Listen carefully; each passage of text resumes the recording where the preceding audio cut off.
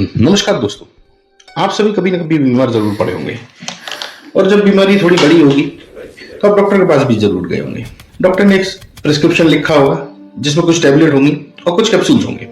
आपने medical store से वो दवाइयां ली होंगी और उन्हें खा लिया होगा। लेकिन क्या आपने कभी ये सोचा है या खुद से सवाल किया है कि डॉक्टर ने सिर्फ टैबलेट ही क्यों नहीं दी, कैप्सूल अलग से क्यों लिखा है या क्यों लिखते हैं?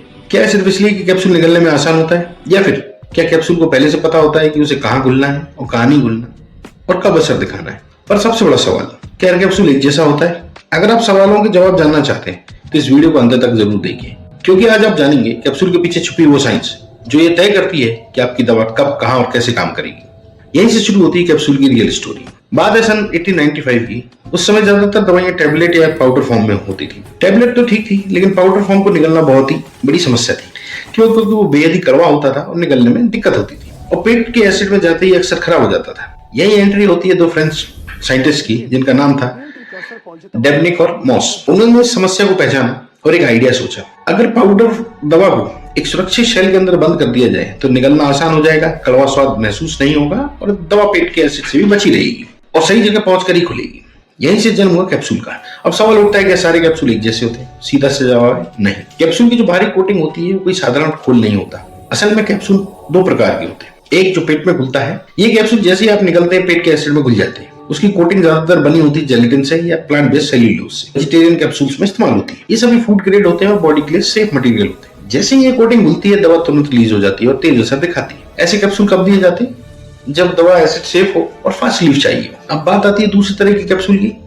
दूसरे तरह की कैप्सूल की जो कोटिंग होती है उसको कहते हैं एंट्रिक कोटेड कैप्सूल। ये ज्यादा स्मार्ट कैप्सूल होता है। इसकी कोटिंग कुछ खास मटेरियल से बनी होती है, जैसे कि cellulose acetate fillet, hydroxy propyl methyl cellulose fillet या मेथा एक्रिलिक एसिड पॉलीमर। ये कोटिंग पेट के एसिड में बिल्कुल नहीं घुलती। कैप्सूल पेट में सुरक्षित निकल जाता है। कैप्सूल पेट से सुरक्षित निकल जाता है, जैसे ही आंतों के एल्कलाइन एनवायरनमेंट में पहुंचता है वहीं टूटता है और वहीं दवा रिलीज होती है। ऐसा क्यों किया जाता है?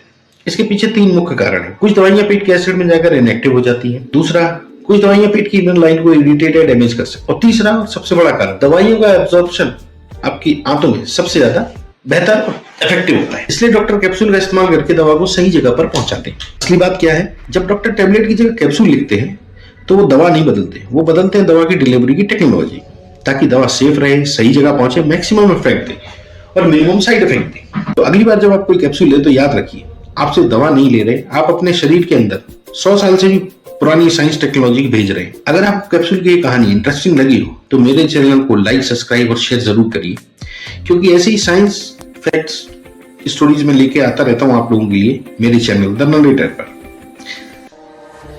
तो मिलते हैं अगली वीडियो में एक नए फैक्ट के साथ, फिर मुलाकात होगी।